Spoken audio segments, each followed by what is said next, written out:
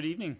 Hello to members of the public who are watching the live webcast, or to those who are watching the recorded video after the meeting.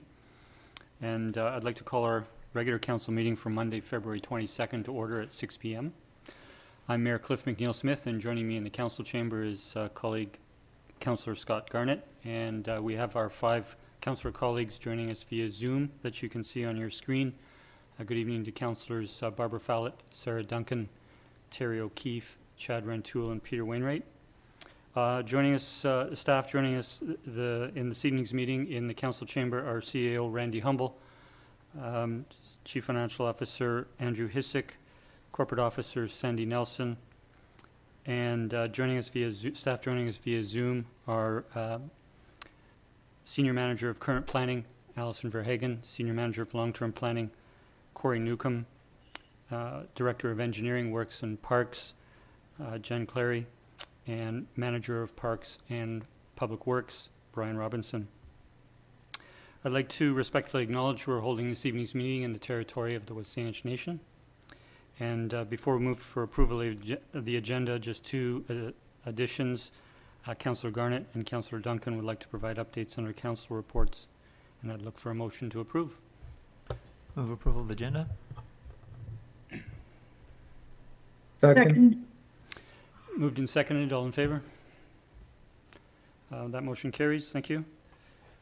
Normally we have at our regular council meetings public participation period where members of the public can write in and have their comments read to council and members of the public, or they can speak via Zoom to council. We have no, on any item on the agenda, we have no written or verbal submissions for this evening.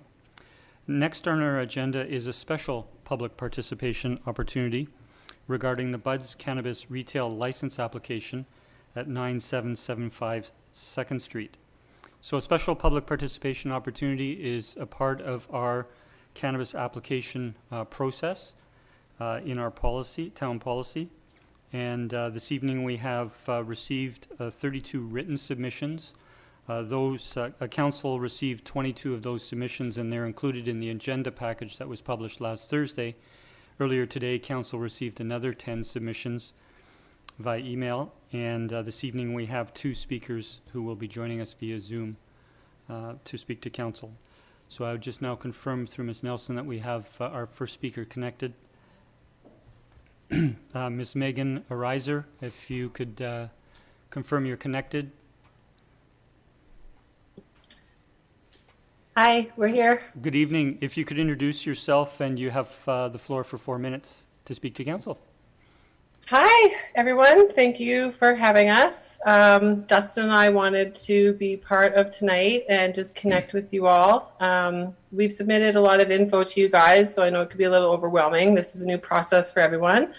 We started Buds officially in 2018 and opened our Keating location December 2019, right before 2020. It's been a really interesting ride, a really great one. I worked in healthcare for 10 years on the peninsula, where my husband owned and ran a landscaping company. This was a natural next step for us. We've had a long-term passion with cannabis. We've got a lot of education with it. We love living here. Sydney is a big part of our home. We've been here for over a decade now.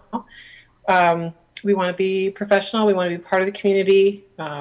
We've got a lot of rules and regulations that we need to follow to open and run a store. And we wanted to be available in case anyone had any questions for us. Am I missing? No, We're not really too sure. Mostly just wanted to be here to answer any questions. We've been through it all for the last year and a half, so we can pretty well tell anybody anything about any situation dealing with, With it. the cannabis. Yeah, we're just happy to be here, and we've invested a lot into the Sydney location. So please consider saying yes to our proposal. We certainly have received your correspondence. I might make note, Ms. Reiser, that you did forward an email to myself and I think admin at 5:30 this evening. I'm not sure my colleagues have seen that. If you would like to speak to it very briefly, please. I did ask our landlord of the Keating location to write in and just make note of what the last years looked like for him as us as tenants and having a cannabis store there. Should I read it? Do you think, or? If it's very short, yes. It is. I'll just pull up the email from him. He sent it to me. I asked him to send it to you guys. So Todd Bayless owns VNS Holding, that location. Megan and Dustin have been tenants of Bud Cannabis for 2 years, operating as a retail seller. The new venture has been very easy working with them through the central standards process and other government authorities. The clients that visit the establishment have been very respectful and have not had to deal with one complaint from the surrounding businesses. I fully support the second location facility. Well, thank you both for speaking before council this evening, and we will be, after this special public participation period, going on to the item on our agenda where council will deliberate on its own this evening. Well, we'll be here if there's any questions. Okay. Thank you. Thank you. Thank you. Okay, our second speaker has not yet connected to Zoom, and we haven't heard from them. And so we will proceed, and I will bring that special public participation period to a close. And we do have item 4A2, which is the staff report from staff on the Bud's Cannabis retail license application with a recommendation. Councillor Wainwright. Thank you, Mr. Mayor. I'll move that council direct staff to provide the following response to the Liquor and Cannabis Regulation Branch. 1, the Town of Sydney recommends that a cannabis retail store license for Bud's Cannabis to be located at 9775 2nd Street be issued on the basis that the application is generally consistent with the Town of Sydney Liquor and Cannabis Licensing Policy number DV 015. 2, the view of the Town of Sydney is that although there might be some negative impacts, on balance, the general impact of the proposed cannabis retail store on the community will be either minimal or generally positive. And further, that council directs staff to provide the LCRB with a copy of all the written responses received in response to the public notification of the Bud's Cannabis referral, a summary of any responses provided in person at the February 22nd, 2021 council meeting, and a description of the methods used to gather those views. Second. Okay, we have it moved and seconded. I'll turn to the mover if you'd like to motivate, Councillor Wainwright. No, thanks. Okay, I'll turn to the seconder, Councillor Garnett. Thank you, Mr. Mayor. Just one question, if I could, through to staff. In our previous discussion, Councillor O'Keefe had raised something that I had actually also noticed, and that was with regards to the bench out front. Have we had any communication with the potential owners and possibly not having that there just to eliminate the possibility of loitering?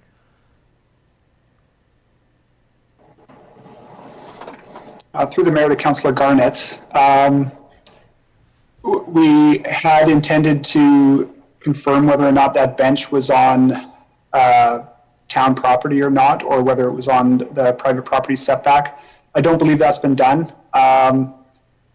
It depends on which side of the property line the bench is on. If it is on the private property side, I'm not sure that the town could request it be taken away post license being approved. If it is on the town property, then yeah, we could ask that it be taken away immediately. So if that is a large concern for council that the bench not be there, it might be prudent to add a resolution to that effect. Okay, thank you. Okay. If we could, Councillor, if we could consider that as a separate resolution, if you so choose, rather than an amendment to the one on the floor. I'll turn to Councillor Fallett. Thank you very much, Mr. Mayor.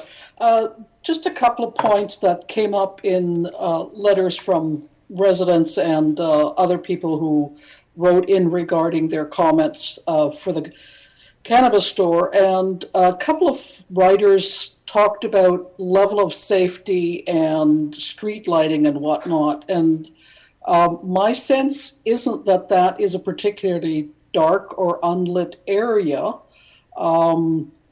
And the other thing is in direct thought to the level of safety, that there may be a change in the degree of safety in our town because of a particular store. And I just would certainly urge residents and anybody who's out there, if there's something that is happening that you feel is unsafe, that a call to the RCMP, if it's appropriate, that it's a 911 call, or if it's a general concern about safety, then certainly call them on their business line and talk to them if you have thoughts that there are people, or experience that there are people hanging out that are leaving you unsafe. But I wonder if staff could just, I know it's sort of on the cuff here that they have to respond, but what the lighting is like on 2nd Street and around Bevan. I'm feeling that there's quite a bit of street lighting there. If staff could comment, perhaps. I'll turn to staff. Sure. Through the mayor to Councillor Fallett. I believe most of downtown is quite well lit. I'm not aware of any sort of dark spots on that street. I don't know if Ms. Clary would like to chime in on that, but yeah, coverage of streetlights in the downtown is very good compared to sort of a typical single-family neighborhood, for example. Thank you for that confirmation. Thank you, Councillor Fallett. Further discussion? I'll turn to Councillor Rintoul, then Councillor O'Keefe. Thank you, Mr. Mayor. I'll certainly note that the application is compliant, of course, with our Sydney zoning, and so I intend, barring no further deliberations that could change my opinion, to support this application. But I would express some concern in terms of the feedback that we've received. It's always a challenge to differentiate comments and where they're coming from in terms of how these letters of support or concern are addressed. And so on balance, there seem to be more individuals in support of this application. Having said that, it makes it very difficult for council to gauge whether or not the feedback is coming from our community or elsewhere when people aren't providing their residential address. So I do have some concern with that in relation to the process that we've undertaken. And I do find a pattern in the feedback from residents, from members of the community in opposition with respect to the number of establishments that may reasonably be permitted to provide this service in our community. And so I am sensitive to that as we move forward, and I'm cognizant of the concerns of residents with respect to seeing how many retail cannabis shops this council will approve. So I'll leave my comments and observations there, Mr. Mayor. Thank you, Councillor Rintoul. Turn to Councillor O'Keefe. Thank you, Mr. Mayor. So going into this, when this was first introduced, this particular application, I was leaning towards supporting this. The location for this, as opposed to the first one, mainly because it was on Beacon. I didn't think it was a good location. I like this location better. It's kind of off of the main drag. And so going into this, I was sort of positively, more positive towards this one and in favor of it. Having said that, I wasn't anticipating the amount of negative response from residents that we got. And so, like Councillor Rintoul, that concerned me. In looking at the responses, as Councillor Rintoul said, it's hard to judge where to put the weight. And so the way I looked at it was this: is that as I looked at the responses, it was easier to identify, like those who were opposed to it, identified themselves as Sydney residents. those who were in favor, as I look through them a bit more carefully, there seemed to be quite a few that were from outside the area. You know, they talked about how they lived or were patrons of the current location in Central Saanich. Also, a lot of them, seem to be giving references in terms of these people were good people, and I have no doubt that they are. But what I'm evaluating in this is not necessarily whether these people are good people or not. You know, that's sort of the role of the LCRB. What I see my role in is looking at what our residents say about the location and what they think about what the impact will be in the community.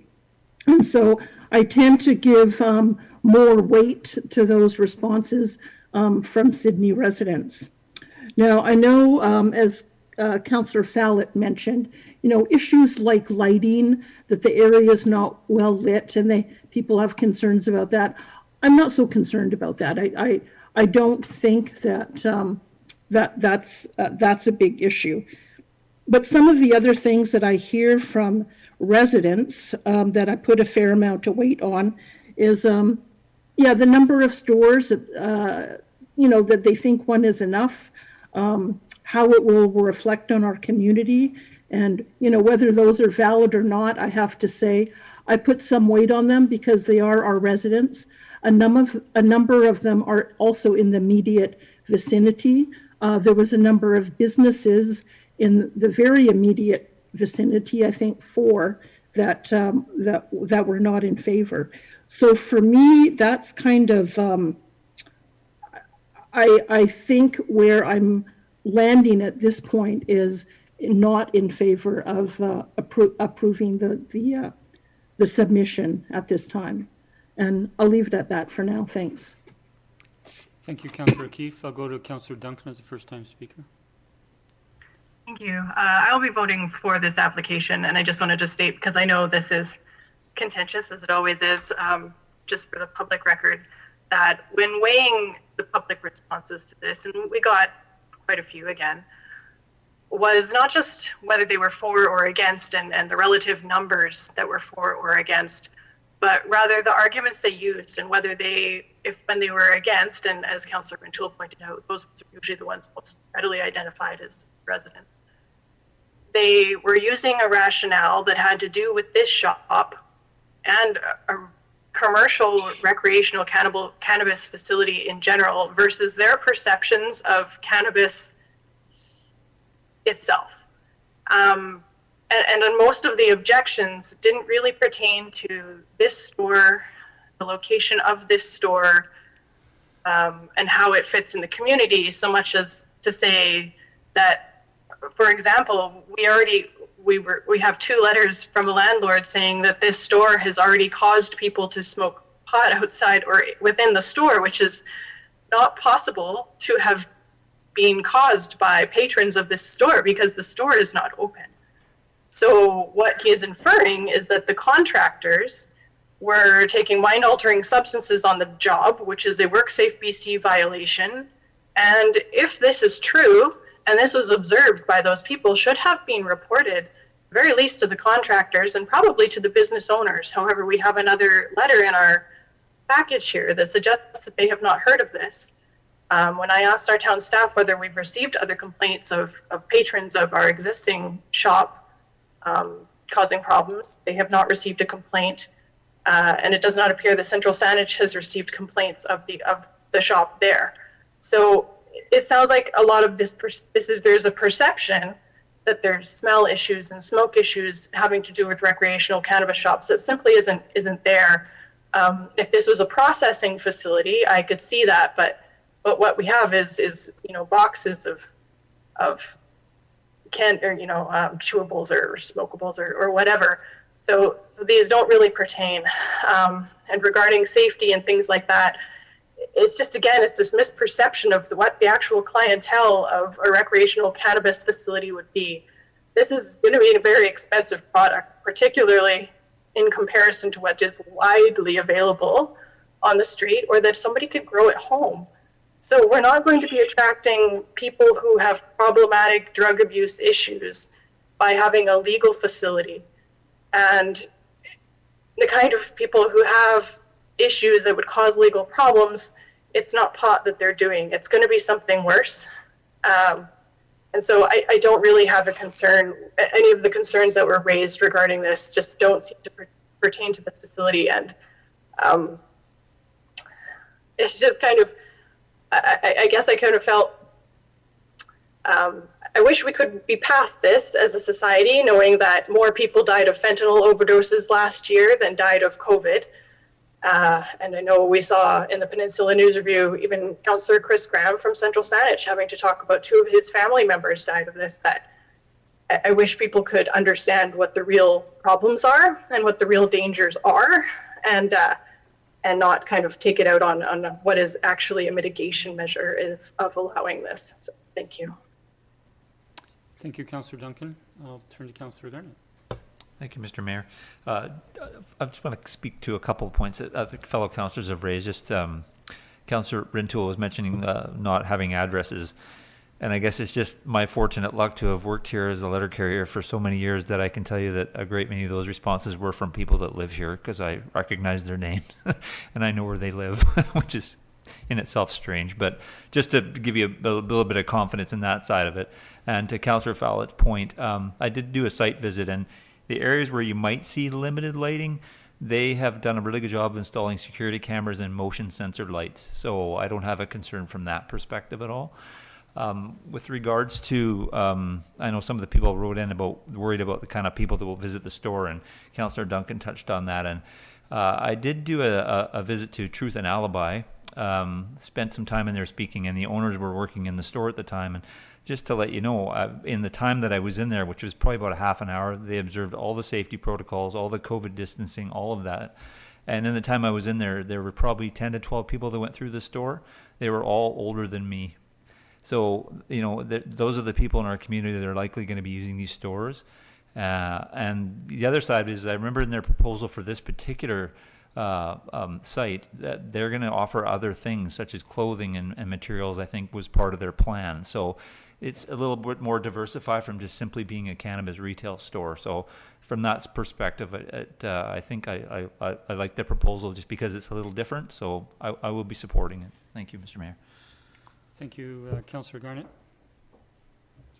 Seeing no other speakers, I'd like to make some comments. And as indicated in the staff report and partially in the motion itself, the provincial regulator, which is the Liquor and Cannabis Regulation Branch, requires that when council makes a recommendation to approve or to not approve, it must state its reasons for either recommendation.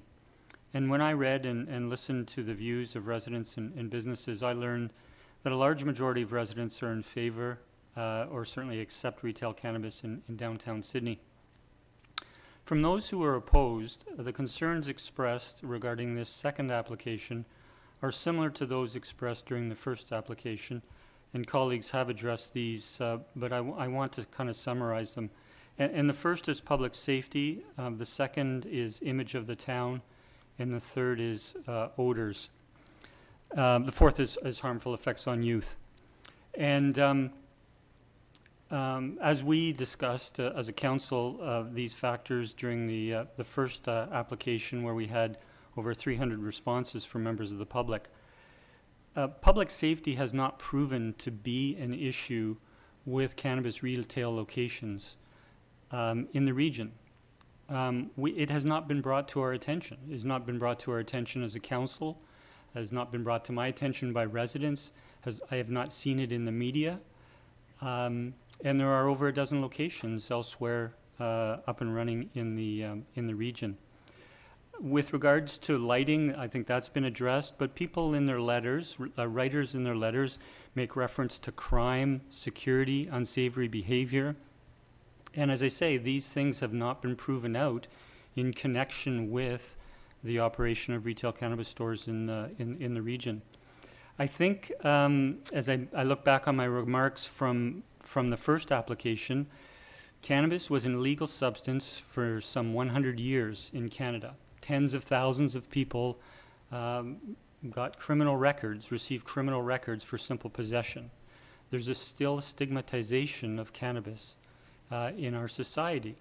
The federal government took the decision after consultation with the country that it was best to make it legal, and that the harms and harm reduction would be best if it was legalized versus illegal cannabis.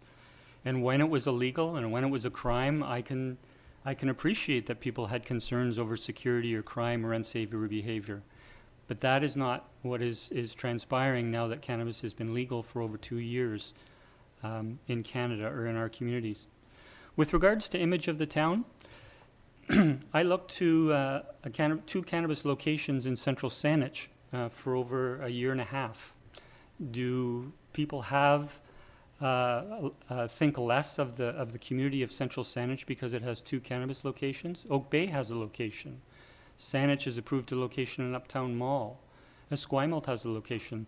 Is our communities thinking less of their communities or their towns because of cannabis locations?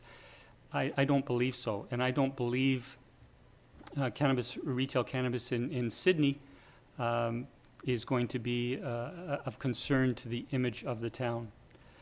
There are some 375 business licenses operating in the downtown Sydney now, and we're talking about a second cannabis location. In terms of the harmful effects on youth, I've partly spoken to that, I think, with regards to the legalization by the federal government. The intention is actually to reduce the harmful effects on youth through legalization. It is illegal for youth to purchase cannabis in these stores. And I'll turn next to odors. It's illegal to smoke cannabis in a retail cannabis location, and it's illegal to smoke cannabis in a public place.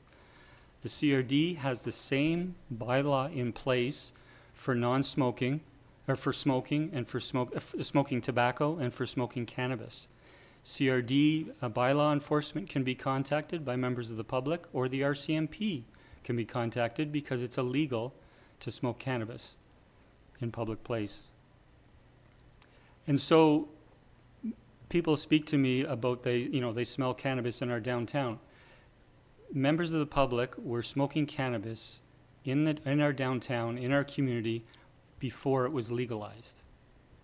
And I foresee that continuing to happen at some level, and that public response to it and enforcement through whether it's through CRD or the RCMP, I think will control that. We have a new reason that letter writers wrote in, or some letter writers wrote in and included, and that is the fact that we're allowing a second store. They have concerns that we're approving a second location in Sydney, that there should only be one location in Sydney. To that concern, I say again, it's one of 2 business licenses out of 375 in our downtown. There's another 500 business licenses. I don't see it being significant to our community, and quite frankly, I don't think council should be the judge of whether a business, a particular type of business, receives a business license through this application process. We don't do it for other types of retail business, and I don't think we should judge it on market-based reasons. Sydney doesn't need another cannabis location because one is enough for a community our size. That's not something I don't believe that's something for Sydney Council to weigh in on. I will be supporting this. This resolution and this particular application. I'll turn to Councillor O'Keefe. Thank you. I don't think I'm going to change anybody's mind, but just a couple comments, just for the benefit of those who wrote in opposing this, and I believe with I agree with much of what my colleagues have said about the lighting and the safety, the number of stores, that sort of thing. But I think what I'm hearing from those who are opposed is, and maybe not as well articulated as it might be, is concerned about making this a normal thing in our community. And that's one of the things that Island Health spoke to in the guidance, in terms of finding the right balance to providing access this product for recreational purposes. And there's all good reasons for why that should happen, and reducing the criminal element and all that sort of thing. But what they also said is that it's not an innocuous, substance. There's still risks to it. And so, things that local governments can do to avoid normalizing of it. And so when we reach out to residents and we ask them to provide their views, I put a great amount of focus on those from Sydney who were opposed, especially many of those who were in the immediate area. And so I'll side with them on this one in opposing it for those reasons. Thanks. Thank you, Councillor. I'll turn to Councillor Rintoul. Thank you, Mr. Mayor. And I concur with many of your comments, Mr. Mayor, certainly around this. I will continue to support the application. I do want to just speak to the one point you made, around whether or not it's council's role to determine the number of locations. And I would suggest that with community input, ultimately it will be a discussion we have to have as a council. And I say that because if it weren't up to us to make this decision, we wouldn't be having this discussion tonight. So it is council's role longer term to take a critical look at the issue of the number of cannabis retail locations we're going to permit. For this evening, this application, again, based on the feedback we received, I'll continue to support the application. Thank you. Thank you, Councillor, and I thank you for that. And I certainly accept what you're saying. I was speaking I think in connection with competition in a second location. I would certainly concur in your view if there were, numerous future applications that council, in effect, would have other factors to consider as well in making its decision. So thank you for that. Seeing no further speakers, I'll call a question on all those in favor. Opposed? We have one opposed, Councillor O'Keefe. The motion carries. Thank you. I'll turn next to adoption of minutes, and we have those from our regular council meeting of February 8th. Will the minutes be adopted? Sorry, I was looking down if there was a seconder. Second. Second, thank you. Any errors or omissions? Seeing none, all those in favor? The motion carries. Thank you. We'll next turn to my mayor's report, and in the mayor's report, in the published agenda, you'll see that I included 4 documents, links to 4 documents associated with the CRD. On a monthly basis, I'll certainly continue to provide the CRD board highlights. The one report in this agenda is from the February 10th CRD board. I have nothing to specifically to highlight in particular for our community from that board meeting. Would certainly be open to any questions from colleagues on that. And I also decided to include the presentations that from 3 organizations that we received at the first Transportation Committee meeting last Wednesday. And they were from BC Ferries, BC Transit, and the Island Corridor Foundation. I don't really have comments with regards to the BC Ferries presentation or the Island Corridor Foundation. I think there may be information of interest to colleagues in the community of the status of those organizations and what they're doing with regards to transportation priorities and climate action. But I did want to touch on the BC Transit transportation priorities and climate action. And I'll first note from the presentation, it was actually on slide number 5, where it spoke to what the transit mode share is in the region and broken out into 3 subregions. That is the core, the West Shore, and the Peninsula. And the current transit mode share is in the core is 9% of people making their trips using transit. In the West Shore, it's 4.9%, so about half. And in Sydney, it's 3.9%. And the Victoria Transit Commission set targets in the past couple of years for 2030, and then future targets beyond that. But the 2030 targets are going to 14% in the core, 7.2% in the West Shore, and going from only 3.9% to 4.4% on the peninsula. And for me, it was a surprise to see that. It doesn't seem particularly aspirational target to rise by 0.5% over the next 9 or 10 years in mode share. And the fortunate aspect to this is that BC Transit is in the process of renewing local area transit plans throughout the region.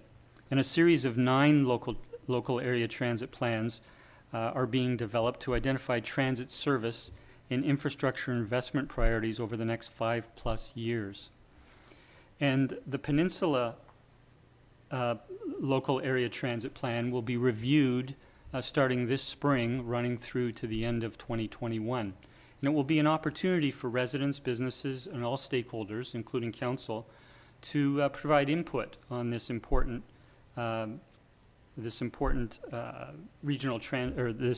local area transit plan. And I encourage residents and businesses. I think we can be much more aspirational, or have a higher aspirational target than 4 or 5% in mode share. And I think it's important for our community. We are densifying in Sydney, in downtown, with mixed-use, multifamily buildings in our residential area with increased density.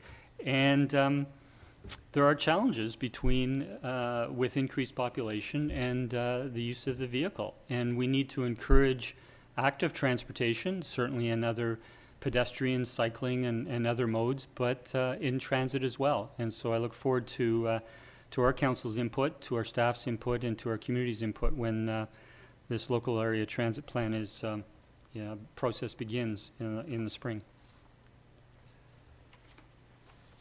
The next item I'd like to touch on is the budget. And members of the public who've been following, council has been through our 2021 to 2025 5-year financial plan over the last 3 weeks. We will have a next meeting, a special meeting on Tuesday, March the 2nd, where we may conclude our budget deliberations from this year. We have passed certain aspects of the budget, the water utility and the sewer utility budgets, and certain parts of the general operating and capital budget, but we still have other parts to review and to approve at next week's meeting. And I would encourage members of the public with an interest to access the full financial plan on the town website, and we certainly welcome your input during public participation or written submissions during this week or for our meeting next week. Last, I would like to touch on a nice little piece of positive news, and that is BC Business Magazine, which usually does an annual Best Cities for Work list in the province of British Columbia, revamped its annual ranking of cities and towns in the province, and instead focused on broadening its approach to include smaller communities and overall economic health. And two good pieces of news is that Vancouver Island ranked the most resilient region in BC, and that Sydney ranked number 3 in the province for overall economic health. And I think we should be very proud of that. And I think we do have a very resilient economic community. I think we have a very diverse economic community with various economic sectors. And I think members of the business community, certainly those who step up to serve on the BIA board and on the chamber board, and the staff, the executive directors and staff that those organizations have done a tremendous job prior to the pandemic, during the pandemic, and going forward will continue to do a good job to help ensure that we do have a resilient community. So I want to congratulate everyone, and I hope we show pride in that achievement. With that, I'll conclude my report and turn to Councillor Garnett for the first of 2 council reports. Thank you, Mr. Mayor. two reports as liaison, one for I'll start with the Shaw Center for the Salish Sea. I attended virtually the board meeting of the Shaw Center for the Salish Sea on January 26th. And I'd first like to start by congratulating Mike Patterson. This was in the paper, but for having reached 3,000 volunteer hours at the end of December. That's absolutely an amazing accomplishment. And I think it just goes to show the kind of spirit we have in our community where people are able or wanting to provide that much of their time to an organization and helping to benefit their community. From September to January, there was an increase of 381 new voting members. Most of the stuff I'll touch on is going to be post their budget from last year, which was up until May 31st, 2020. So this is stuff that will be after that. The center will continue to remain open for 5 days a week and will not be opening 7 days a week anytime soon. Potentially this summer if things improve is what they're hoping for. They are investigating moving to an online booking system, which is similar to the one that was adopted months ago by the Sydney Museum. This is one of the advantages of having our organizations communicate with one another. They can look to see what is working and what isn't working. So this has been something that that's worked well for the museum, and they're going to try and move to something quite similar. The Salish Sea Store has shifted its focus to more of a feel-good shopping experience that centers around supporting stewardship and local artisans to help cultivate community. They have items from 40 Vancouver Island artists and vendors. There were 4 artisan pop-up nights held, with the biggest revenue day since the pandemic began, occurring with the book signing of Cheryl Alexander, the author of Takea Lone Wolf. The Salish Sea Store was also worked with Artsy to help distribute lanterns and items for the community Christmas tree. So that's some positive information from the retail store. The period covering September to December 2020 saw a 210% increase or more in donations from the previous year. Revenue from admissions was at 64% of 2019. Retail sales was at 50%, and membership sales was at 64%. But given everything that's gone on, those numbers are actually quite good if you consider, of so many businesses that are struggling so much. They have a net earnings that have been realized of $87,000 from June 1st to December 31st, with all the gains being achieved in the first 3 months and the last 4 months breaking even. The center is forecasting a break-even year financially for the fiscal year ending May 31st, based on the present trajectory. But of course, that's keeping everything in line with benefits from the government and whatnot, and the same level of community support, which I think hopefully will actually be better. So hopefully we'll be in a better position. And they have finally they've initiated their strategic plan for the next 10 years, and this is expecting to be finalized for June 1st, for the beginning of the next fiscal year. And that's that report, and we'll go on to the Sydney Museum and Archive Society. And I attended a board meeting on February 20th, again, virtually. I'd like to start by acknowledging Ted Turner and Eleanor Arkestein for their dedicated contribution as board members for the last several years, as they are now stepping down from those positions. As I had mentioned in previous reports, Peter Garnham is retiring and from the museum effective March 12th. And I'm pleased to announce that the museum has been successful in hiring a new assistant director archivist, Mr. Adrian Bogdan, and he'll be starting on March 5th, so there's a bit of a lag there, so Peter will be on board while he's there for a few days. He's been a volunteer at the museum since September and comes to us from the city of Langford from their records department. He has a master's in archival studies from UBC and was previously museum experience with the Central BC Railway and Forestry Museum. His initial role as an employee there will be to focus solely on archives. Obviously, that's his area of expertise. For the month of January, attendance was down considerably from 2020, 2,810 last year to 858. However, the average donations increased from $2.57 to $4.25. For the month of January, the museum did post a loss of just under $5,000, but this was mainly due to the result of having 3 staff pay periods. The Lego exhibit for everybody out there has been extended till the end of May. Family Day, which is normally a very big day because of Lego, attendance is normally around 2,500. I think it was 2,500 people last year, and this year, because of the COVID protocols, they were limited to 200 for the day. So that was a bit of a hit for them. But they did manage to show some more creativity and spin it around by making Lego videos and post them on Facebook Live, and that was from their assistant Sydney Furnham came up with that. And to be young and come up with these great ideas, right? And it ended up that the digital outreach surpassed the physical outreach. So I think they're grateful to have somebody young and innovative like that on their staff now. With Peter's retirement, the Lego collection, which is largely his family's, has been indefinitely loaned to the museum, and because of its large value, an MOU was created just to keep everything on the up and up. The museum will be holding, lastly, the museum will be holding its annual AGM on March 20th, and they are in need of one more candidate for their board. They're going to be posting this on their various areas where they have contact with the public, but the person would preferably be an individual with an accounting financial background, but it would be nice if somebody could step forward. So if there's anyone out there who would like to volunteer in that capacity, it'd be greatly appreciated, and you can contact the museum, and I'm sure they'd love to have somebody step forward. Thank you very much, Mr. Mayor. Thank you, Councillor Garnett, for those two very positive updates and reports. Turn to Councillor Duncan. Oh, sorry, Councillor O'Keefe, did you have a question? Yes, to Councillor Garnett, thank you for those excellent reports. I was just wondering, is there anything planned, do you know, for Mr. Garnham's retirement? Are they accepting cards and letters, or any sort of virtual sort of recognition for his years of service, and whether the town might want to do something in that regard to acknowledge his contribution over the last 20 plus years, I think it's been. I believe it's actually over 25 years. Yeah.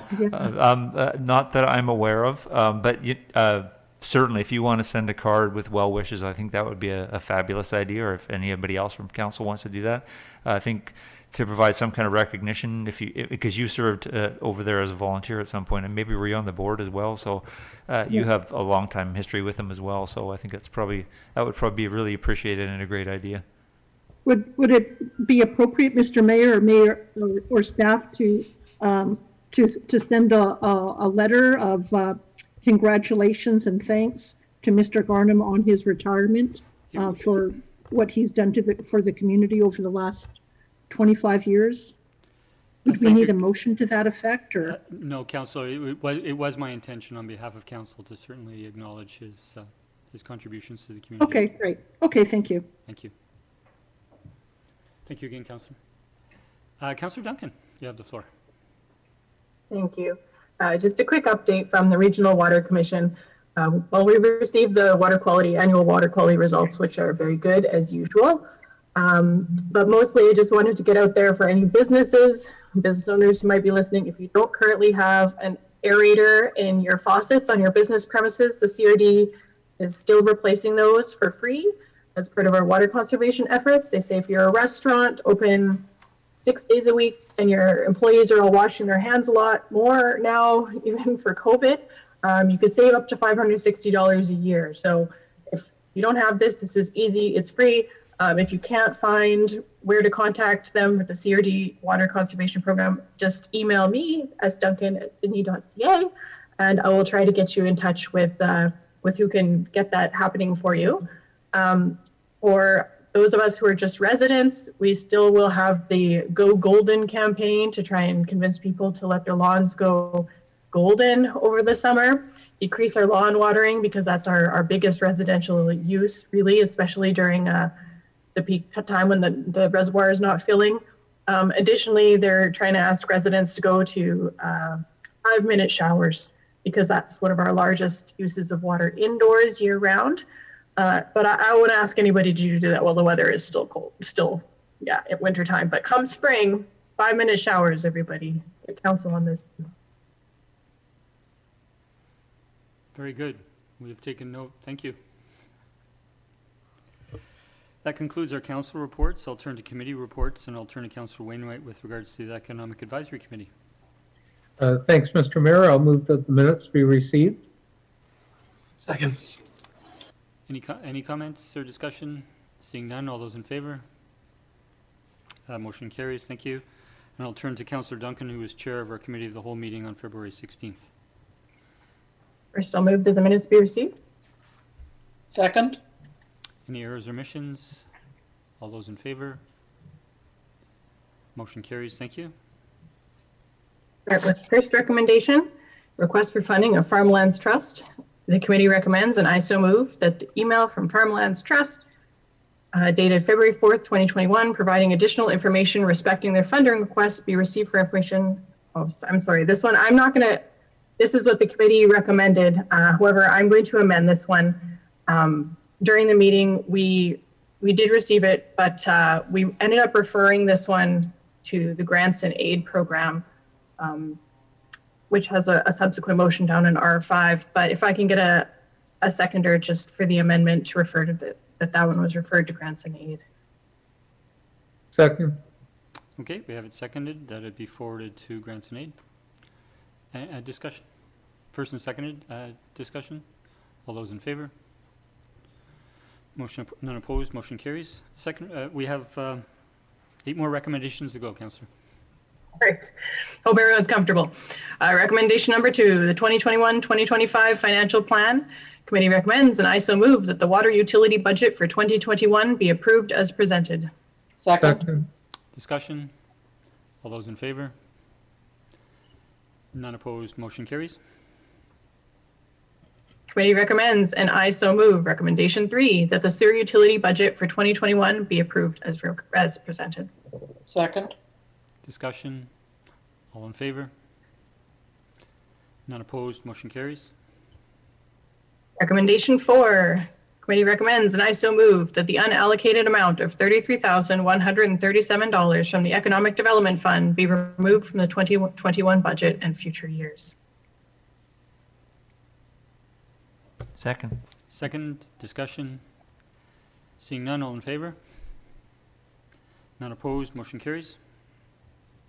Recommendation 5, that $25,000 from the Safe Restart Grant be added to the Grant and Aid Fund for 2021. Second. Discussion. Councillor O'Keefe. Thank you. So thinking back on our discussion on this, I'm thinking about Councillor Rintoul's comment about how is the boosting the grant and aid different from the CRD arts. And if we treat that extra 25,000 the same as grants and aid, there would be no difference. And so what I understand in having done a bit more research on what the Safe Restart grant is for, is that those monies have to be, we're okay to give them to community groups, but it needs to be for things related to them recovering from COVID. So I'm in favor of the 25,000 from going into the Safe Restart grant, or into the Grant and Aid from Safe Restart grant, sorry, but I expecting that will only be for not our run-of-the-mill grant and aid, but those applicants will have to demonstrate in their application how they were impacted by COVID and how these monies will be used specifically for that. So if that's our common understanding, and if that's what we're going to do, I'm continue to be in favor of the recommendation. Thank you, Councillor. I believe that was the understanding from our last council meeting, but thank you for clarifying that. Okay. I'll call the question. All in favor? None opposed. Motion carries. Recommendation 6, committee recommends, and I so move, that $25,000, that a 5-year 2021 to 2025 funding renewal for the South Island Prosperity Project be approved. Second. Seconded. Discussion. Call a question. All in favor? None opposed. Motion carries. Thank you. Recommendation 7, that $10,000 for the CRD Arts voluntary contribution for 2021 be tax funded. Second. Discussion. All in favor? Opposed? We have 4 in favor and 3 opposed. Councillor Wainwright, Councillor O'Keefe, and Councillor Duncan. Motion carries. Okay, recommendation 8, that $5,000 for BC 150 celebrations be removed from the 2021 budget. Second. Discussion. All in favor? None opposed. Motion carries. Recommendation 9, that $1,200 for town hall staff bicycle be removed from the 2021 budget. Second. Discussion. Councillor Rintoul. Yeah, thank you, Mr. Mayor. I continue to have concern with denying this expenditure, in particular in light that staff had noted that we were looking at our uniformed bylaw officer would be using this when it's appropriate. I felt that that image and that signal to the community was a healthy one, and so I will vote against this recommendation. Thank you. I'll speak for a moment and say that I concur with Councillor Rintoul. I support having a town hall staff bicycle. Any further discussion? Seeing none, I'll call the question. All in favor? Opposed? We have 4 opposed. Councillor Wainwright, Councillor Duncan, Councillor Rintoul, and myself. The motion is defeated. Thank you, Council. That concludes the recommendation. Thank you, Councillor Duncan. We'll now turn to staff reports, and we have item 13A, which is the District of North Saanach's draft active transportation plan, a report dated February 16th, and I'll turn to staff for an introduction, please. Welcome, Ms. Clary, to the meeting. Hello. Thank you, Mayor. So this was referred to us from North Saanich staff to review their active transportation plan. Many of the items of the plan are outside of Sydney's boundaries, but the McDonald Park Road multi-use path is shared. McDonald Park Road is shared infrastructure, so that was something that we focused on when we were reviewing the plan. Basically the multi-use path that they're proposing will really complement Sydney's West Side Local Area Plan. We would support doing that. We do want to work closely with North Saanich as detailed plans are developed. There's a few things listed in the report, such as ensuring there's enough room for parking and a 2-meter wide sidewalk, and also that there will need to be some significant improvements to Mills Road intersection. So those are outlined, but overall the plan was good, and we're happy that North Saanich is actually looking at the multi-use path now along that road. So if council would like to provide other comments or questions, we can include those in feedback to North Saanich. However, this isn't our active transportation plan, so we can't answer detailed questions about it. So okay. I'll leave it at that. Thank you. I will open it up to colleagues if you have any specific questions, but I would hold off on any comments until we have a motion on the floor. Councillor O'Keefe? I'm just wondering, when is feedback due back to North Saanich, and also whether our citizens in Sydney have opportunity to provide feedback if they so choose? Thank you. Through the mayor to Councillor O'Keefe, the public feedback was already it's already completed. But members of the public could have participated in that, and North Saanich has asked the town for feedback by the end of the month. Okay. A couple others, if I may, Mr. Mayor. Certainly. So I noticed that there's aside from the geographically sort of close sort of pathways and things, that there also seems to be some things where we might work together on in terms of collaboration. So I see things, for example, like having an active and safe route to school program, their marketing and promotion strategy, developing benchmarking and a measurement system. And I thought those were all good things. And I know, we're going to go through a process to have a active transportation plan put in place, hopefully starting on that this year or next. And I'm just wondering whether you see our staff perhaps, building on or using some of what North Saanich has developed in their plans, at things that might be useful for us. Do you see that as something that would be sort of a normal course of how you would proceed when we get to doing our plan? Through the mayor to Councillor O'Keefe, I definitely see us using this in the early stages of our active transportation plan, just as kind of as an example of what a plan could look like and things that could be incorporated into the plan. There are several things that we do work with North Saanich on already, like the Safe Route to School. That's kind of a CRD-led program, but we cooperate with North Saanich on those sorts of things. So yes, we will be looking at this. However, our plan might not match this exactly. So. Right. And then just one more just kind of a comment, really. I noticed that in their design recommendations, it suggested that they have develop their plans using design guides from either the Transportation Association of Canada or the BC Active Transportation Design Guide. And so I just wondered, if we have a preference, if staff have a preference for one of those or the other, and if they do, whether it might be worthwhile communicating that to North Saanich, so we end up having sort of common design specifications between our two municipalities, just because there's a fair amount of back and forth. So not really a question, just a comment, throwing it out there for your consideration. Thank you, Councillor. Yep, that's it. Thanks.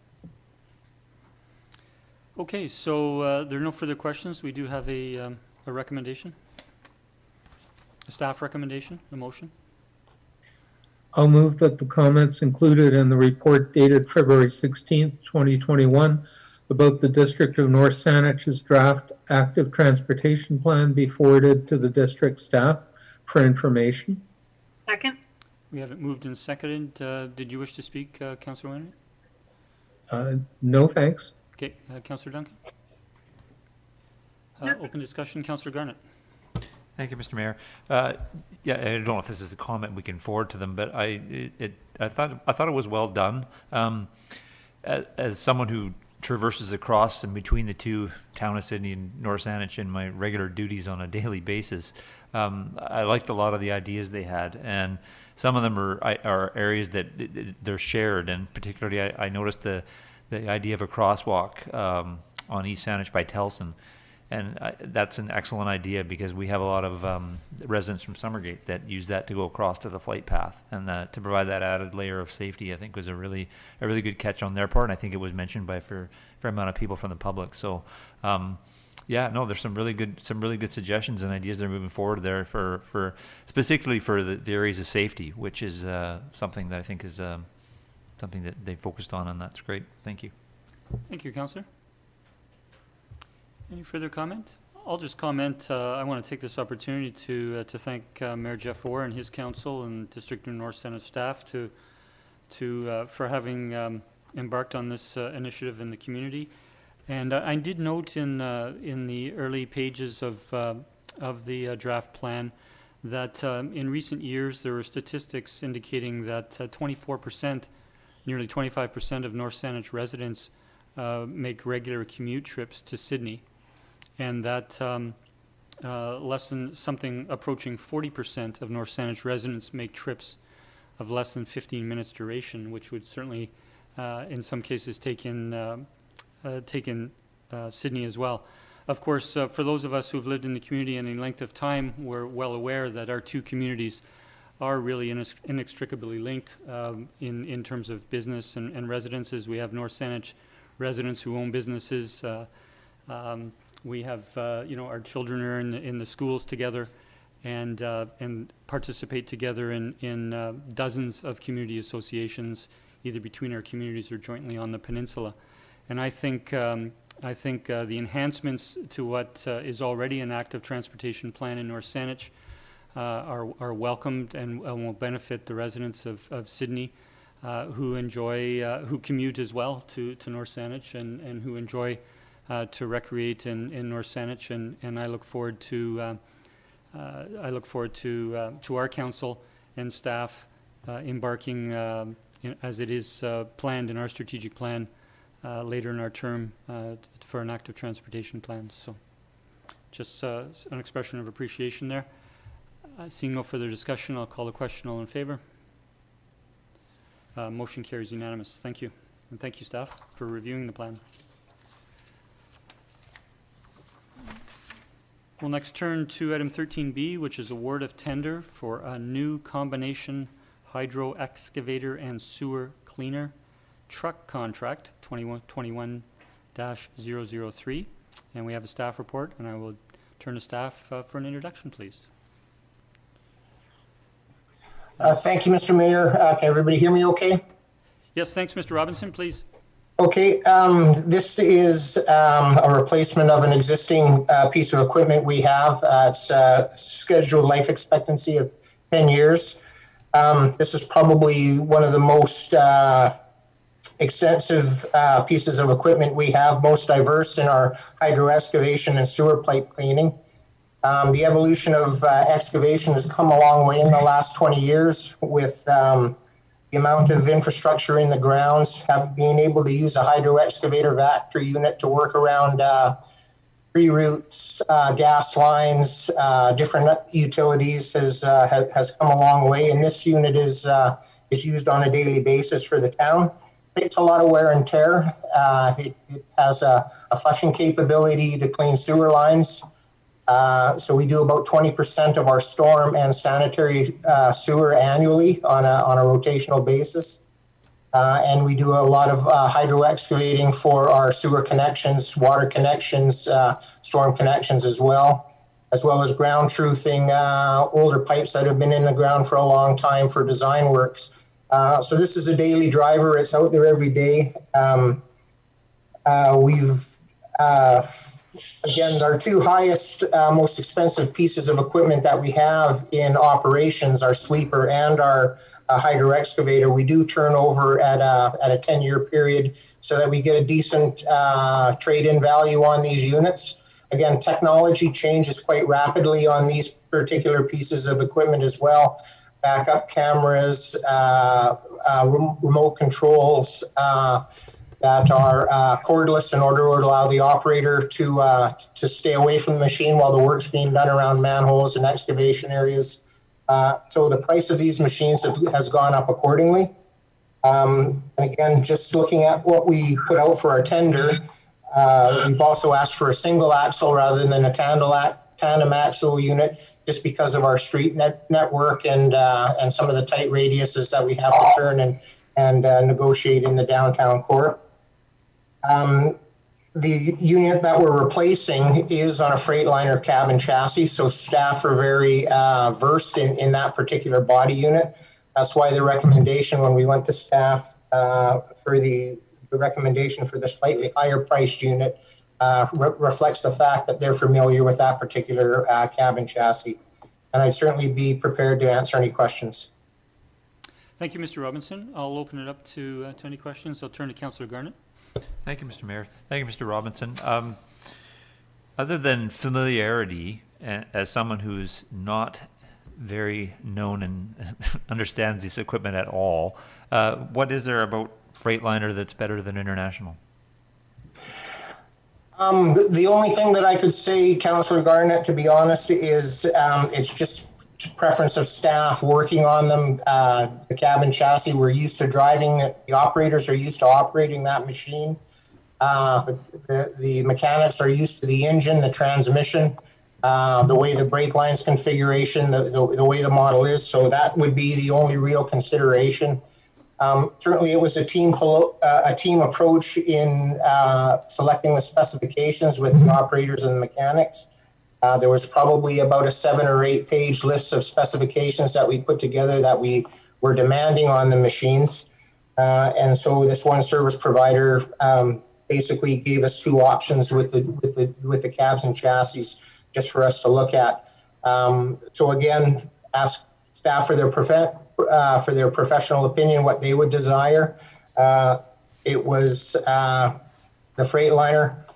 I would respectfully suggest whether you're a Ford man or a Chevy man might be the difference in the preference of a particular vehicle that you might personally use yourself.